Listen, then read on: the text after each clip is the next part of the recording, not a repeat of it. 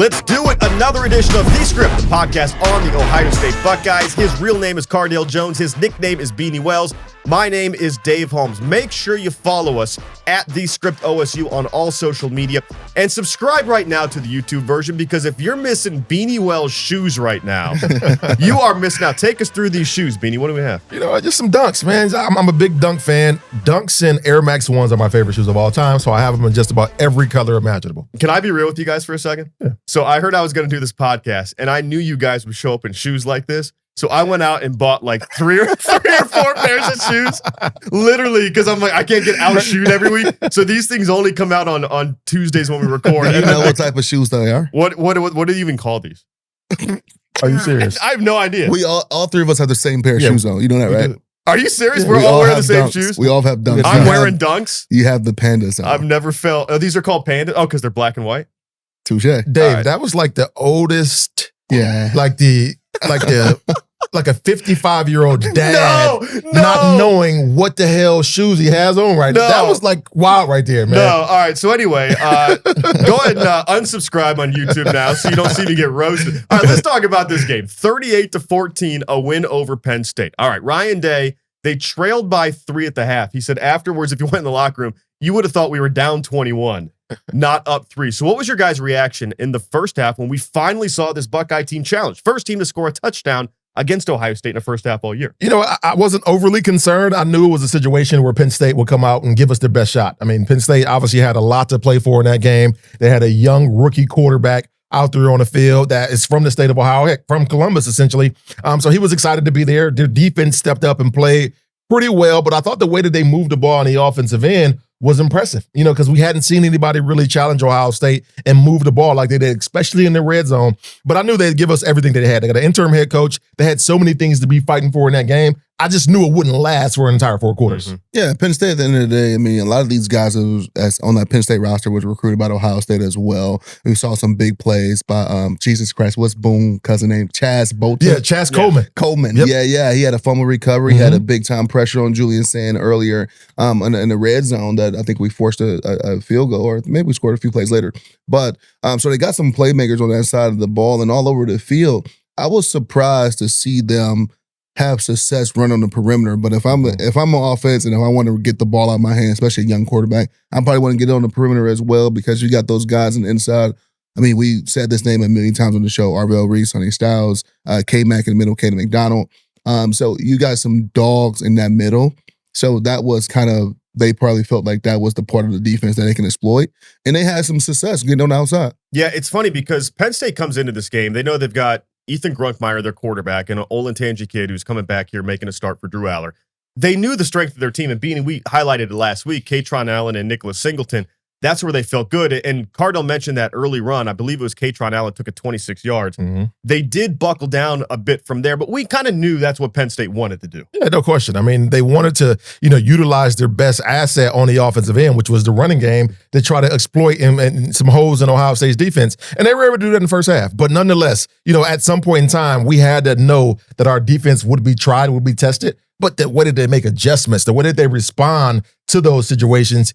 You just understand that this is a championship type defense, the way that they respond. And it's all a matter of, to me, how you look after being punched in the mouth, essentially, and how you go back at them. And we went back at them like we were a national championship team. Yeah, for sure. I mean, it was clearly no lay down, but a no lay down on either side of the ball for Penn State or Ohio State. But you got to remember, these guys didn't come out here and say, I want to lose in front of 100,000+ people. Right. They gave it their best shot. And I think what we saw in that first half and the adjustments we was able to make, I think we just deeper when you talk about the depth and the skill that we have, even though, the great plays that we had on the offensive side of the ball. It wasn't like guys were out of position. We just got our best athletes. We got better athletes than a lot of teams around college football. And then let me act like Penn State was Sisters of Blind coming in this thing. We knew they were a top-tier team at the beginning of the year. They just had some unfortunate things that kind of let their season, go off the tracks, essentially. So, I mean, they got quality players on that roster. Yeah,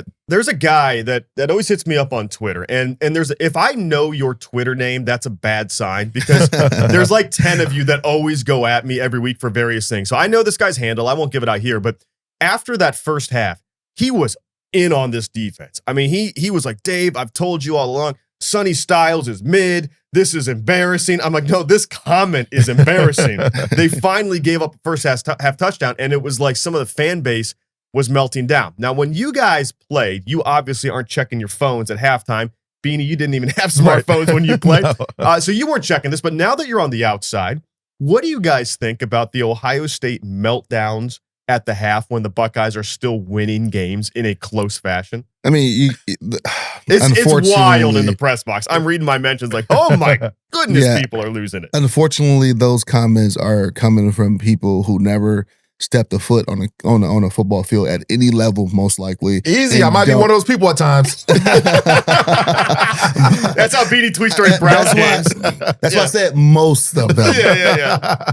And they get so emotionally tied up into the wins and the losses. And, you know, I make the comment all the time about what Ohio State football means to so many people because of a lot of the emotions get tied up to it. Because of, you know, lifelong fandom and generations of fandom. So you saw the good times, you saw the bad times, and you want to just stay on top as long as you can. And people don't understand the impact that Ohio State football have, not just on the whole Buckeye Nation, but in particular the city of Columbus. I said, look at the city when a team wins a game. Look at the city when a team loses a game, in particular that team up north. So, I mean, you can walk down High Street and go right into any restaurant, have reservations if they lose that game. But if they do, good luck. Yeah. You know, like Happy Meals. Like all logic at times go out the window when you're a diehard fan. So, you know, sometimes, you know, me being a guy that played football, that understands how football works and, you know, forgotten more football than a lot of people will ever know in their life. You know, sometimes, you know, I'm just a victim of circumstance. When I see things happen on the football field, what the hell is going on? Why are they doing this? You know, we're not that good. I'm just like that at times. So I can sympathize with the person that you're talking about that says, you know, whatever, you know, anytime something doesn't go right on the defensive side, that's in your mentions, because I've been that way. And then I have to snap back in the reality like, hold on. These other guys on this team are talented and they got coaches that game plan as well. So let's give them a little bit of credit. Yeah. Basically, he gets emotional. Yeah. Beanie's one of the 10 names I know on Twitter. He's one of the guys who goes at me. All right, let's talk about these receivers. The balance was off the charts. You had Cardale Tate, 5 catches, 124 yards, and a score.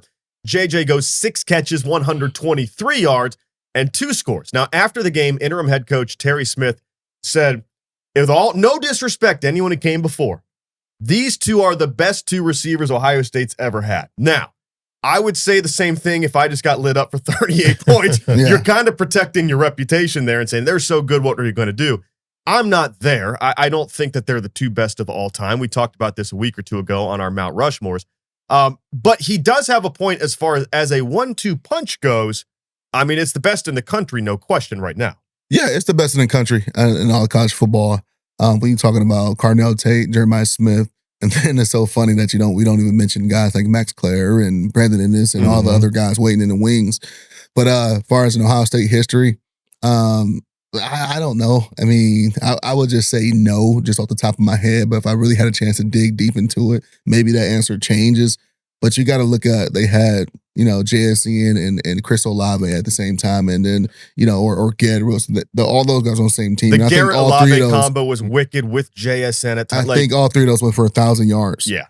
So I was like, what are we talking about here? I think with comments like that and having debates like this, and it's hard to even put the top 2 into a conversation, that's just blessed and fortunate how great Ohio State receivers has been over the course of, you know, their time at Ohio State. Yeah, and that's the point, Beanie. If these 2 guys played for Virginia Tech, Tulsa, BYU, almost any other school in the country outside of maybe LSU, I mean, there's only a couple schools in the country where this would not be a debate because you'd say, of course, these are the 2 best receivers you've ever had. But Ohio State, to Cardale's point, it's like they're top 10, they're top 15, are they the top? It's hard to say. It's hard to say. The lineage is so strong. And then, you know, when we go back and we look at the receivers that we've had in different areas, you definitely almost got to compare the areas because what would Ted Ginn and Santonio Holmes have done in this day and age where it was a passing offense? Yeah. Heck, I was still getting 25, 30 carries a game when we had Ted Ginn on the outside. I mean, so it was a completely different offense. The offense was driven through the running back in that time. So, I mean, imagine if it was an Ohio State offense led by a passing attack. when you got, David Boston or Terry Glenn, Joey Galloway, those type of guys. So it would be completely different. So, but nonetheless, I mean, the lineage of Ohio State receivers is just far and beyond better than any other university out there. I don't know that there's a university that compare when you go era to era. Yeah, the only guy who could hold Ted Ginn and Santonio Holmes under 100 yards was Jim Tressel. He's the only guy. All right, Bo Jackson, hey, 13 carries for 105 yards. We got to feel good about that because if we had a question coming out of the bye, I think the running game was probably the biggest question. We kind of took him to task here a week ago. So it was good to see Bo get going. No question about it, man. Anytime you get a young running back, you get him, square to the line of scrimmage. He's making big plays. He's making guys miss. He's extending drives for us. You got to be happy with that production. I still believe our run game could be that much better. And when we go back and we look at how we were able to win a championship last year, it was because of a lot of different things, but our run game specifically got us out of a lot of holes. You talk about Travion and Quinshawn. Those guys were dynamic, and I think we're going to need the run game down the stretch. At some point in time, they're going to double, triple cover, put 3 guys on Jeremiah, 2 guys on Cardale, and they're going to expect us to be able to beat them running the football. And I think we got to be a lot better if we're going to do that versus a top-tier team, especially when we talk about getting the playoffs. All right, let's hit this Jim Knowles stuff. All right, so Jim Knowles comes back, former defensive coordinator, now at Penn State. And at the end of the game, the scoreboard, they put Jim Knowles up in the coaching box on the screen, and the whole shoe boos. Then they cut to a shot of Matt Patricia. Yeah. They put Jim Knowles up. Boo. They go back to Patricia. Yeah. This was as petty as I ever remember. Loved it. Things being in the shoe. Now, let's not say, because it's petty, I'm not saying I'm against it, because I was dying in the press box. I'm like, oh, this is messed up, but I'm here for it. So what do you guys think about the shoe letting Jim Knowles have? I love it. And I love it, honestly, man. I wish I was there because I'd have been booing. I'd have been going crazy. But I think this is why we love college football, because of things like this. You see all the time and all the parity in the NFL when guys move to different teams, coaches, coordinators, players. And I want to say it's a warm welcome when they get back, but their crowd, their old home field crowd, don't make it an emphasis like, oh, there's back, boo them out. And this is what you get in college football, 100,000 people booing you because you left. So I love it. I think there's nothing wrong with that. I think the shoes continue to be enhance their game day experience and enhancing getting the crowd and the student session involved and stuff like that. That's just one way they did it. Yeah, I mean, this is why you got to love college sports more than like the NFL stadiums. When you have stuff like this going on, you got, a bunch of kids out there that are probably not even kids, it's full-blown adults out there too, but everybody's lathered up all in one spot, and you get an opportunity to go and rag on a guy who was once, your defensive coordinator who thought he was going on to greener pastures and, hadn't been as pretty. I love the fact that the stadium did that. I hope we continue to do stuff like that. Let's make Ohio Stadium one of those places that you play that is going to be a tough environment, and not just because of how loud it's going to be, because we're going to actually, take some shots at you and digs at you. Not just tough. Right, well, exactly. And it's funny because I had a couple people say, oh man, the country's going to hate us if we do stuff like this. I go, the country hates us already. Doesn't matter. Do you see the perception nationwide of Buckeye fans? It's not like you're going to hurt it on a Saturday. Me and Beanie was in studio this past Friday up in New York with CBS, and Kevin and Carter, we talked about how if Beanie ever talked crap and if I ever talked crap. And Kevin and Carter, 100+ sacks in the NFL, retired 14+ seasons, Florida Gator, great in a Hall of Fame for the Florida-Georgia game, all these accolades, Super Bowl champ, all these great accolades, and he's defensive end. And he said, like, do we talk crap? I'm like, no, I never talk crap. Being like, no, I don't talk crap. He's like, yeah, because, the perception of you, Ohio State good, you guys are just like, we're too uppity to talk crap. Like, how dare you even speak to me on this football field? I'm just going to go out here and bash you. And he made the comparison of the movie Underworld when I forgot the guys who was fighting with the werewolves but had the swords. Like, yeah, I'll just strike you with my blade. Like, I don't have to talk to you peasants. Yeah. I'm just gonna go out here and kill you.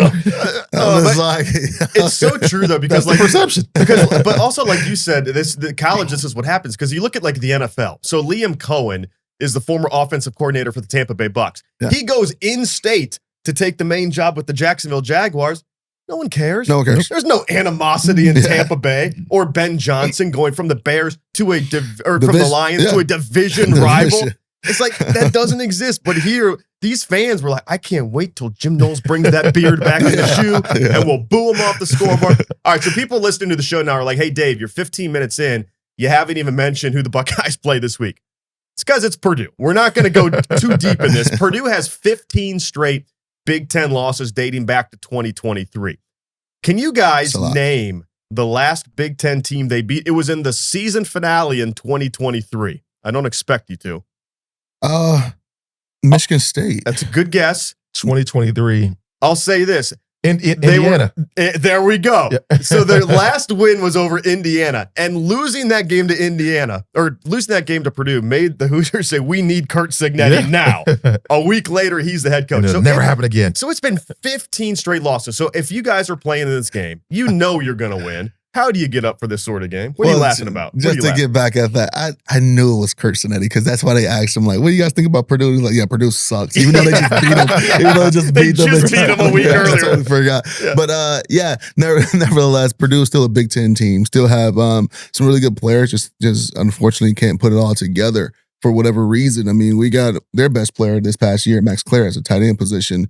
And then for whatever reason, we just never historically played good there. Mm-hmm. The environment is not the best. Another time change game, so you up essentially an hour early.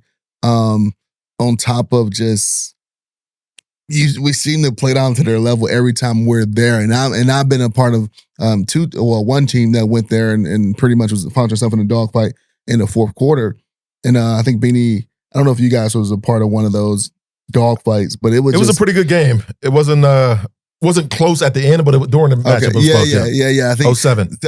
So 2 years prior to that game, or maybe the year before, I think Purdue.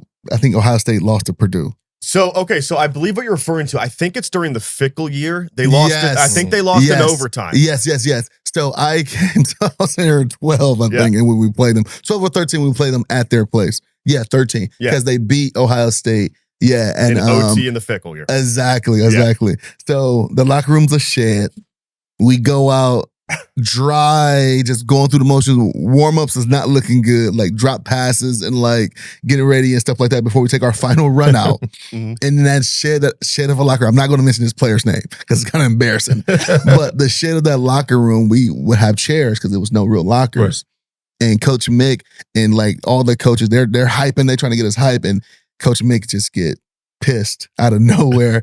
And as we're walking back into the shed before the final run out, he takes a player from the beginning of the shed, of the chairs, to the end of the shed, and just takes him and just throw him through all of this, just like blocking, driving him. And it's like, and he goes crazy, like, yo, ready. Like, come on, last time y'all was here, y'all lost, and blah, blah, blah, blah, blah, blah. And he destroyed us. And they got us hyped though. We were like, ooh, I don't want that to happen. And like, I remember just watching that, like, man, that could have been me. Like, he took him from the front to the back. And mind you, later on, Coach Mick apologized to the players, like, hey, you had to be the sacrificial lamb. You got us going, though. But he was sitting there like about to cry. So this is what's crazy. So in the last 20 years, this is an insane stat. In the last 20 years, the Buckeyes are 3-4 at Ross-Ade Stadium. That's crazy. They have a losing record. Now, again, there is no chance on God's green earth the Buckeyes are losing this game. I mean, if they do, I'm going to, should I be that guy? I was going to be like, we'll cancel the podcast. Okay. They're not going to lose this game. All right. But it's funny, Beanie, when you go up there, weird things happen. He mentioned the shed. He's not joking. No, he's not. No bigger than this room. No, it's no bigger than this podcast room. I remember covering the Rondale Moore game where Rondale Moore made the defense look like 11 cones out there. I mean, just 49-20, I believe was the final. One of the worst losses, if not the worst, of Urban Meyer's career. That was an ugly night.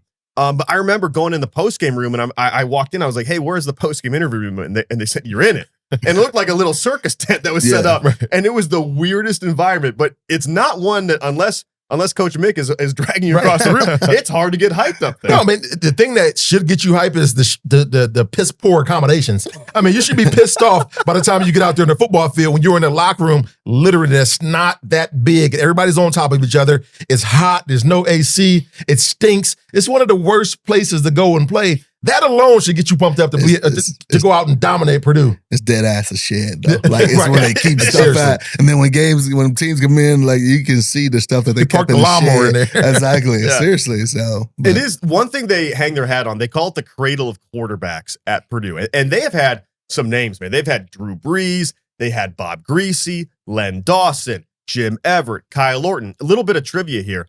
There are only 2 schools that have had 3 Super Bowl winning quarterbacks, Purdue and Alabama. I believe Alabama's 3 are Kenny Stabler, Joe Namath, and Bart Starr, I believe are their 3. So, Cardale, as a quarterback, you can respect the tradition. I don't think, Drew Brees is walking through that door next Saturday, but you can at least respect that as a tradition. yeah, for sure. But it's hard when we start to talk about schools like that. Are we talking about success at the college level or go on to have success at the NFL level? Because if you're talking about success at the college level, I'm going to pick Ohio State quarterbacks. Right. Mhm. You know, I mean, you got JT Barrett, who broke Drew Brees' record. Yeah. And then you got Dwayne Haskins, I think, who broke one of Drew Brees' records for the most touchdowns in the season or something like that. Yeah.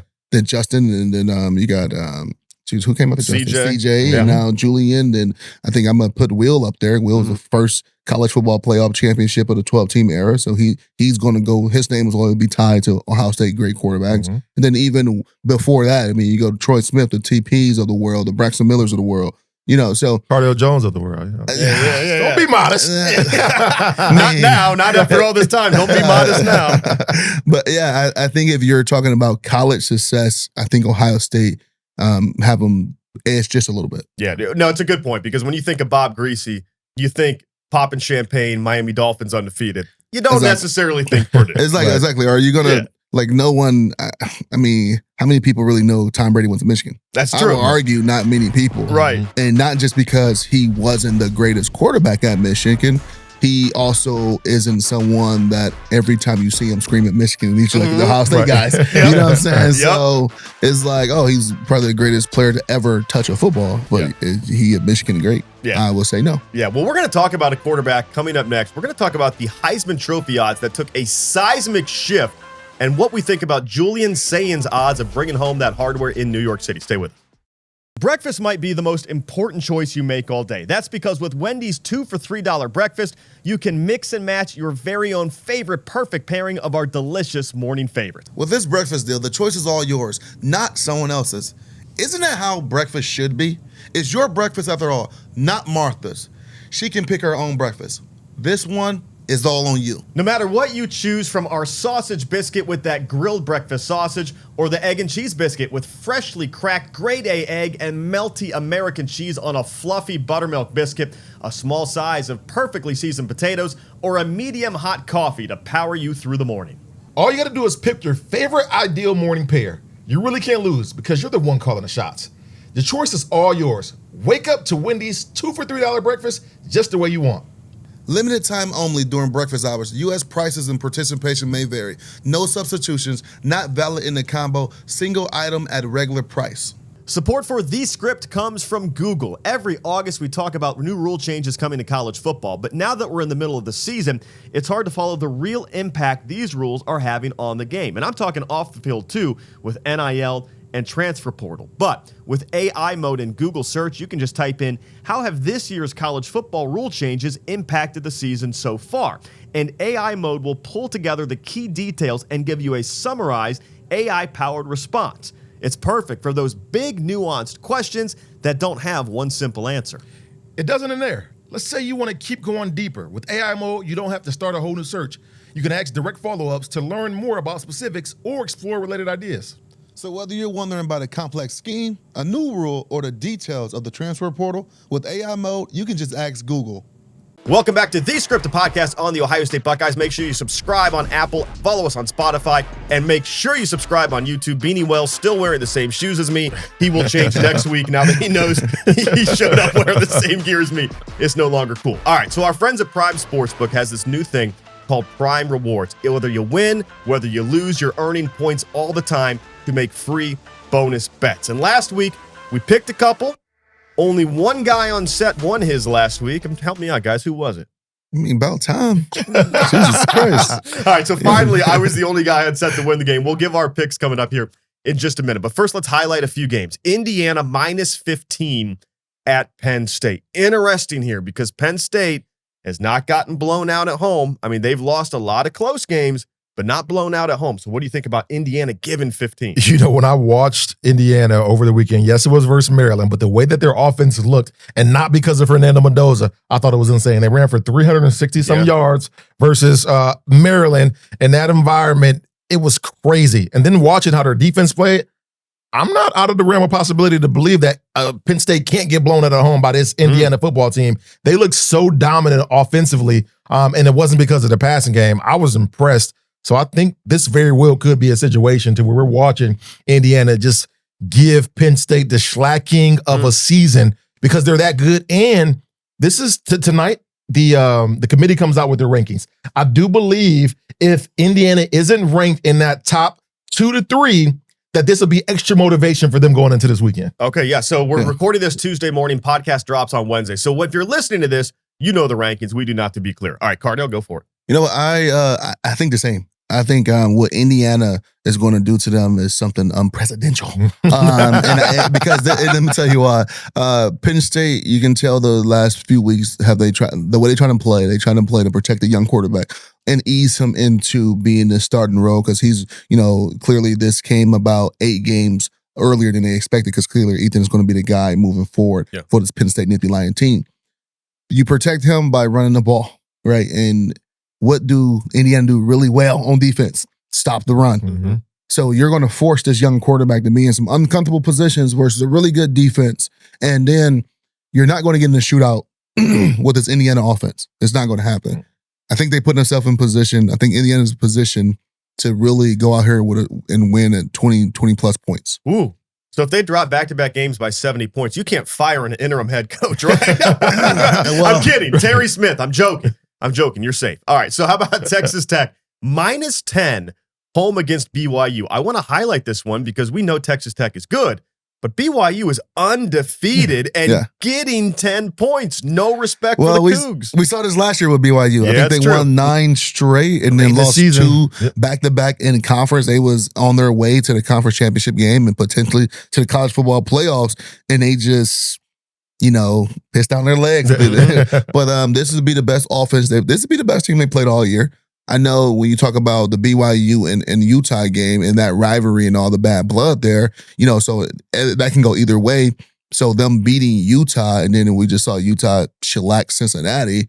I do think this Texas Tech team is the most complete team that BYU will face all the way up until this point. Yeah, I think they're the most complete team, but I love LJ Barton, who's the running back at BYU. You got to love the best freshman quarterback in the country in Barry Bachmeier. I think Kalani Sitake. True freshman quarterback or freshman quarterback? I think it's a true freshman. Yeah, true okay, freshman. He's just making sure Julian Sayin's name. Okay, true freshman. I pick up what you're putting down. I overlooked that. Went over my head for a second there, so I appreciate you bringing that home. But nonetheless, I think BYU gets this one done, man. I think that's a lot of points right there. Oh, wait, you think they win money line or you think they cover the spread? I think they cover the spread. Okay. Yeah, so they at least keep it close. Yeah. Okay. How about? I think they win the game too, shit. Oh, money line. Yeah. Whoa. Money line. Yeah. So you think they win? Oh, big money.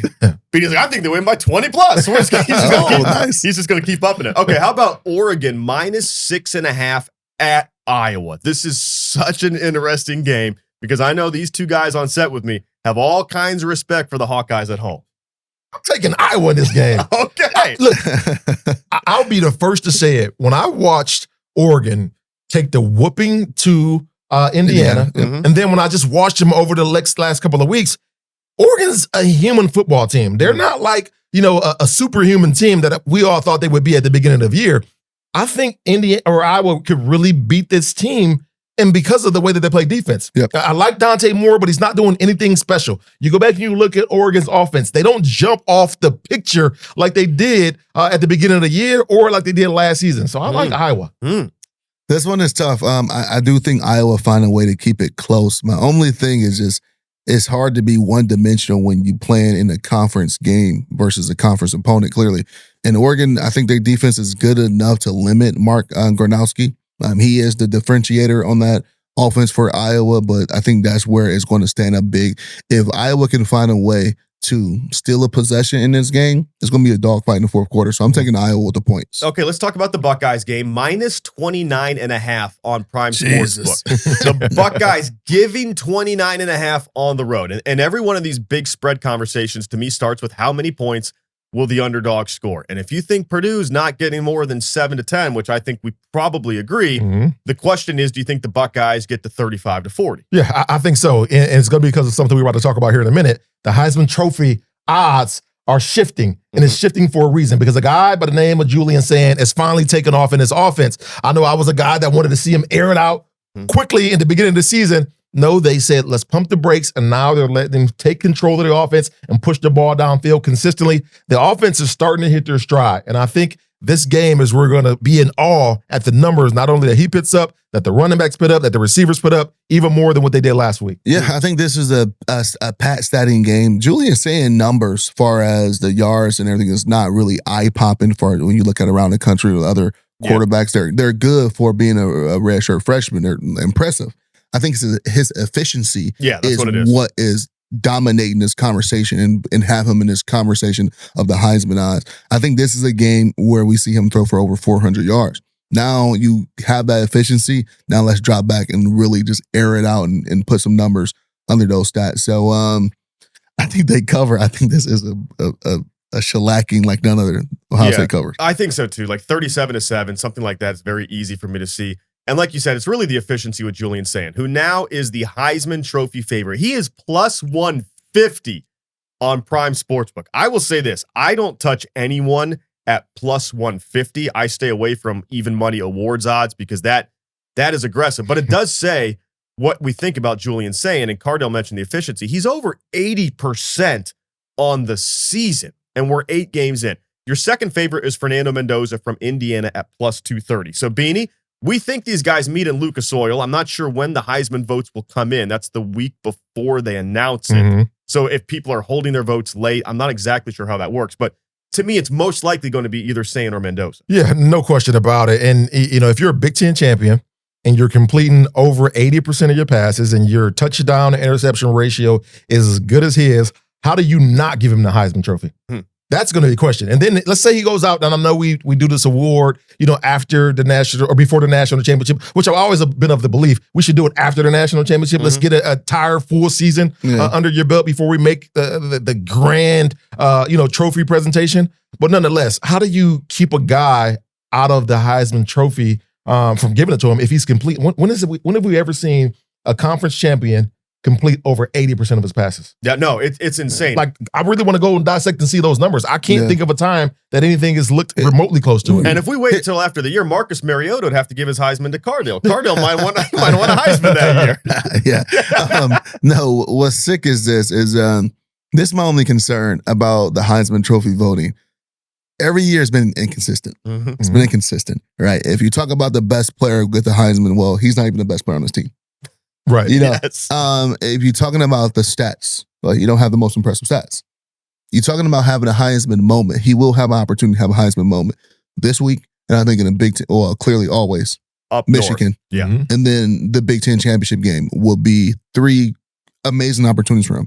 But I don't think it's just a two-way race between him and Mendoza. I think Ty Simpson is in that conversation. Yeah, Alabama's rolling, no doubt. Ty Simpson is, I will argue, doing as more with less talent around him on the offside side of the ball than both of those quarterbacks and putting up just as impressive numbers.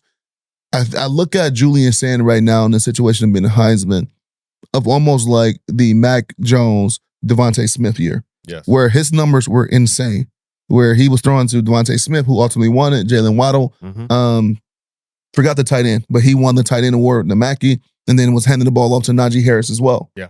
His numbers was ridiculous, but it was like almost he got faulted for having so much talent around him. You know, but he did end up winning the quarterback award. I think O'Brien in the offensive, he won the best quarterback in the country award. Yeah. Then Smith also won the most outstanding offensive player as well. Yeah. Then you look at what happened last year with Travis Hunter winning the Blitnikoff. And when I get it why he won the Heisman, but I could argue for Ashton Genty, right? But these awards have been so inconsistent lately. It's almost more popularity. He should have won the Blitnikoff last year. Not at all. Not a chance. Yeah. Not a chance. No, for sure that was a hype award last year. Okay, so let's get our picks this week. If you want to put them all together on a parlay, feel free. Hasn't been doing too well over the last few weeks. So if you want to just pick an individual, I'm not going to tell you how to spend your money. All right, Beanie, what do you got this week? I'm taking Houston -1 over University of Central Florida. I like the Cougs in this game. Connor Wakeman's been playing pretty good. I'll take them. Even after last week. Beanie, hey, guys, you don't parlay this with Beanie's pick. No, I'm just joking. That was an accident. They lost to West Virginia. That was an accident. I like that bet as well. I'm going to double down on that. But I have UCLA Bruins -1.5 over Nebraska. Dylan Raiola is out. Nebraska was already struggling with him in his lineup. UCLA is a completely different team. I view them as being 3-1. Oh, no, wait. 3-2. Ever since they fired their head coach, they just look like a completely different team, especially on the opposite side of the ball. And that's where Nebraska struggles the most on the defensive side. Now you don't have your quarterback. I like UCLA -1 over Nebraska at home. Dude, this is nuts because I forgot they even fired Deshaun Foster. Maryland, like no one has a head coach anymore. Yeah, so many open jobs. Bunch of rudderless ships just floating through you the said Big Maryland? Yeah. They fired our guy. Loxley. Yes. Oh my God. I couldn't believe it. Dude, I mean, if you know a head coach, like hug him tonight. Like you don't know what life brings How tomorrow. crazy is that? 3 head coaches in two of the biggest conferences in college football. No one has a head coach. No one. What a buyer's market, man. If you're a head coach out there or want to be, that you got a lot of openings. We're going to talk about that. Maryland got a lot of money too in the next segment. All right, so my pick, I'm going back to the NFL since I finally won a game last week. Thank you, Kyle Shanahan and the 49ers. I'm taking the Chargers -3 at home against the Steelers. I think the Steelers are semi-fraudulent. I'm kind of waiting for the glass slipper on Aaron Rodgers. I'm not 100% convinced that the Steelers are a really good team. I think the Chargers are pretty good. So I'm taking the Chargers at home -3. Okay, coming up in our next segment here, we're going to talk about the governor of Louisiana. Now, normally, when you get a midnight call from the governor, it's a good thing, unless you're working for LSU. We got more script coming up next. For Buckeyes and businesses, Branded Bills has you covered. Whether you're showing your scarlet and gray pride or you're building a brand of your own, nothing tops a custom hat. Branded Bills is a proud sponsor of Ohio State athletics with licensed Buckeye headgear that looks just as good in the horseshoe as it does when you're walking around Columbus. And beyond game day, they specialize in custom headwear that helps businesses, teams, and communities stand out with premium fit, finish, and style. So whether you are a diehard Buckeye, an entrepreneur, or just someone who want to rep their story, check out Branded Bills. Explore their official licensed Ohio State collection or design your own custom hat built just for you. Branded Bills for Buckeyes and businesses, licensed pride, custom style. You know that feeling when your team wins? It's electric. You're pacing the room, texting your group chat, yelling like you called the game-winning play yourself. Now imagine that winning energy hits right as your DoorDash order arrives. Perfect timing. Drinks are cold, pizza's hot, wings and fries perfectly crispy. Now you're not just a fan, you're a winner. DoorDash turns every good college football game day into a great one with game day favorites delivered right to your door right when you need them most. So go ahead. Ride that high. Celebrate the W. Just try not to spike the remote out of excitement when that food shows up. Your team wins, you win. DoorDash delivers the W in food form. Welcome back to The Script. Make sure you hit us up at The Script OSU. Click subscribe on YouTube right now. Video version by far is the most fun. Let's take our Dr. Pepper look around the world of college football. Guys, we mentioned it briefly in the last block. Auburn fired Hugh Freeze this week. Florida got rid of Napier. We know Penn State got rid of James Franklin. LSU said goodbye to Brian Kelly. So let's just focus on those four because those are 4 blue blood programs. Auburn, Florida, Penn State, LSU. Which job, Cardale, do you think is the most attractive of that group? Ooh, this is tough. When you talk about everything consists of a college program outside of the resources, I'm going to have to say Florida. Gainesville is a true college town. Resources are unlimited. You have a opportunity to bring a team back to relevancy. I know I'm not saying that right. Being back relevant in this past 10, 12 years. And when that town is rolling and when that team is rolling, it's like you're living on cloud 9. I mean, the basketball team is doing it. Now you got to get the football team back there. So I'm going to have to go with Florida. Yeah, I would have to go with LSU just because, one, you're the biggest school in state. And a lot of times when you're the biggest school in state, kids grow up dreaming to go to that university, especially when you have had as talented as players as LSU have had. And then you look at the track record in terms of national championships, the ton of players that had come through that university, Heisman Trophy winners, so on and so forth. But something just happened that would ultimately turn me off from that job and it being attractive. And that is the governor, Jeff Landry, staying, essentially, he has all the control over who is the head coach at that university. And that's the issue. Yep. When you have a smaller state where that's where their bread and butter is on that. You have so many other outside influences influencing your decisions and influencing your job. I don't think you're going to get that at Penn State or Florida or Auburn or these other universities who have some vacancies coming up this year. That those comments, over the past week has been outrageous. That's like the head coach going to his office, the governor's office, and say, you know what? That new law you just put in, or those traffic cameras, I'm not feeling that. Right. Something like that. It's kind of crazy. And,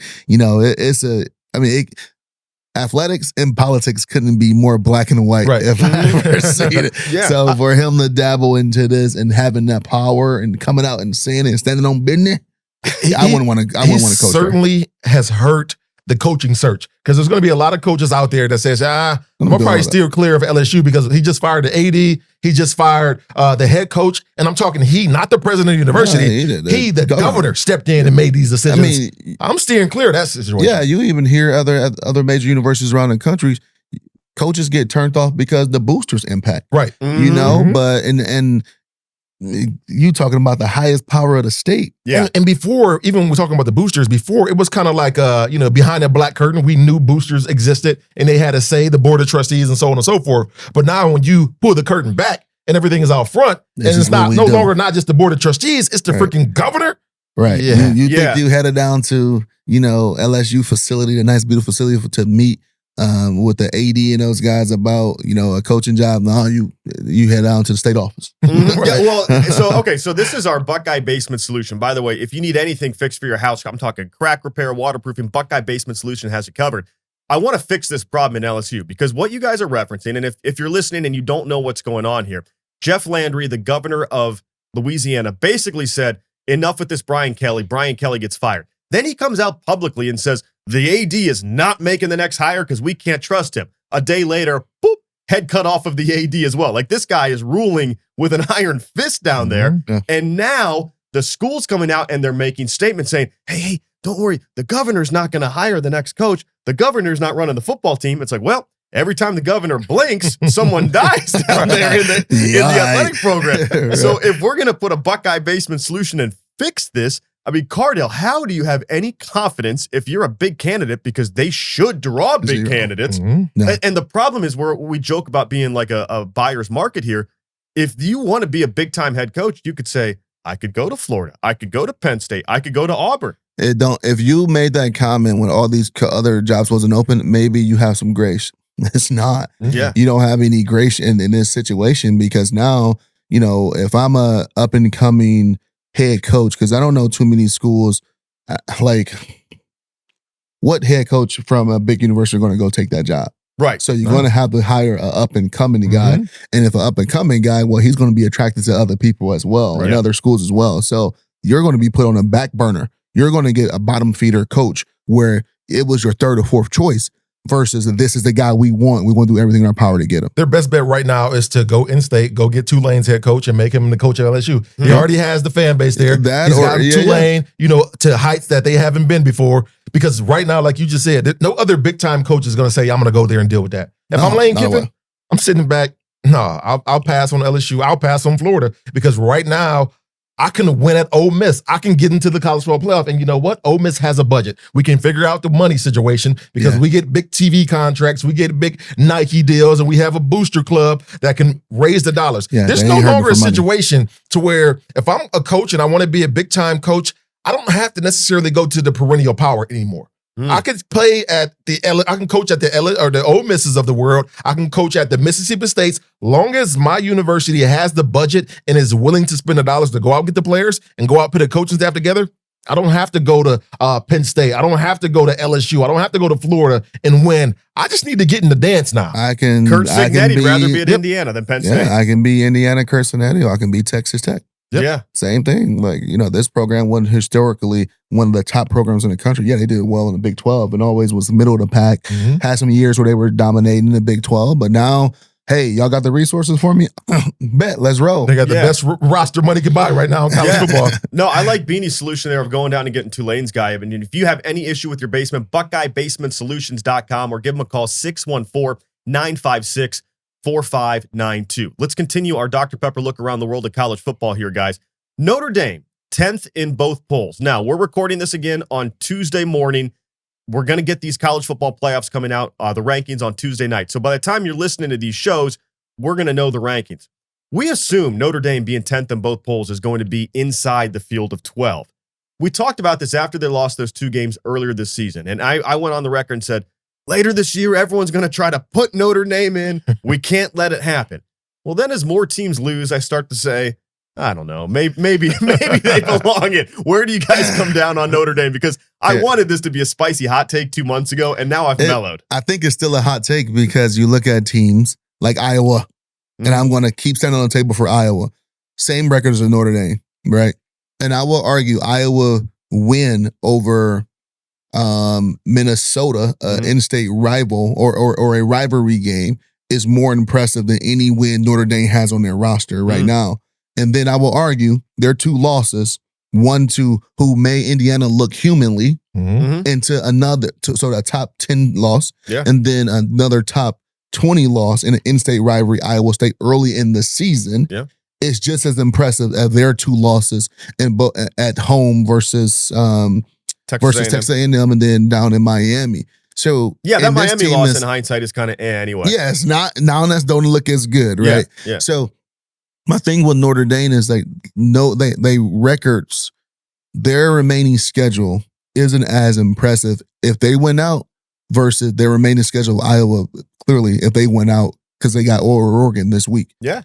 So for them not to be even considered in the top 25 and Notre Dame's in the top 10 is a total slap in the face. And it goes back to the more inconsistency of the voting when you talk about the AP stuff. And I'm pretty sure they're going to be in the college football playoff top 12, at least the initial one, and all the stuff with college football. It's more just about the money than what the product is actually doing on the field. So hold on. Let's get Marcus Freeman's agent in here to talk Yeah, exactly. You know, I was ready to come in. You go back and you look at the games that they lost. The Miami game was a great game. Miami was a completely different football team at the beginning of the year as they are right now. Right now, they're sucking. And it's due in part to Mario Cristobal, and his record is 4-11 in November since he's been at Miami. That's one. And then 2, you go back and you look at that Texas A&M game. There were calls at the end of that game. There was a roughing the passer, which was a ridiculous call. There was a misholding, which was ridiculous. Notre Dame should have never lost that game. They should have never been in position to lose the game. But because of the human era and the referees, they end up losing. I think everybody can watch that game and go on the table and stand on and look at those 2 plays and say Notre Dame should have won if it not been for those missed calls. And Iowa should have beat Indiana. Iowa should have beat Indiana. They lost by 5. They did. Iowa should have beat Indiana. If Iowa gets this, I think it was a 4th down conversion. I think they did not get, or something like that, whatever it was. But they was in position to beat Indiana. Right. So let's say the shoes on the other foot, both of those teams win. Notre Dame beats A&M at home, and Iowa beats Indiana at home. Who has the most impressive record? With both having 1 loss still too. I like this because I want this clip to get played in Iowa because we haven't infiltrated that market yet. And Cardale going to bat for Iowa is going to do big numbers. But I mean, I do think Notre Dame is starting to be one of the best teams in the country. The way they're playing, but it's hard to say that efficiently and confidently because their schedule is so weak. So everything they're doing to their remaining opponents, they're supposed to be doing. You look at Iowa record. You look at Iowa roster versus Indiana. They shouldn't have been in that game, right? Yeah. So that's my only toss up there for them not to be either. I'm not saying put Iowa in the top 12, but they're not even top 25 team. Woo! I love these takes. It's still good to lose early in college football if you don't know. That's true. No, you ain't wrong about that. All right, let me get your take on one other team because we left Texas for dead this year with 2 losses. They beat Vandy at home, by the way. Called that one on the set. Just saying. I'm just saying. Okay, so Texas, are they alive again? They're probably not going to be in that top 12 when these rankings come out, but are they alive if they win out? Oh, most certainly. 100% they're alive. I mean, they're going to be alive to get into the SEC title game because I do believe Georgia loses another game this season, putting them in a situation where it may be to Texas. I think they play. Yeah, they play Texas. They play Georgia Tech. Yeah. They play NC State. I believe it's NC State. No, Georgia Tech just lost. John Tech's out of conference. Yep. So, but nonetheless, I mean, I do believe Georgia loses. I do think Alabama can lose. I think Texas is going to be alive and well for the SEC title game. But if I'm a team, if I'm Texas, I don't even want to have to play in the SEC title game. I just want to be back in the college football playoff right there. That's the scary part. If you're not, if you're a Texas, you're saying not in the SEC title game. You're basically saying you're dropping another game. That's true. Yeah. You're basically saying you're dropping another game, or you got to wish and hope you win out and everybody else wins. Yeah, you got to do some crazy Which stuff. is what Lane Kiffin said last year when this is stupid that you're rooting to go 10-2 and stay out of an SEC title. Yeah, for sure. But I mean, Texas, their final 3 games is Georgia, I forgot who else, and then A&M as well. So they went out, clearly got a chance to go into that's true. They deserve they went out. They went out, they're definitely in. They're definitely a top 6 team if they went out. But I didn't see this coming from them over the last couple of weeks. Mississippi State and at Kentucky, 2 fourth quarter comebacks, down double digits in the fourth quarter. But the scary part is the closing out and being consistent for Texas because they had Vandy down by 24 points and only still able to win by 3. You know, Vandy outscored them, I think, 21 points to 0 in the fourth quarter to try to really come back and mount that comeback. But they're playing completely different now.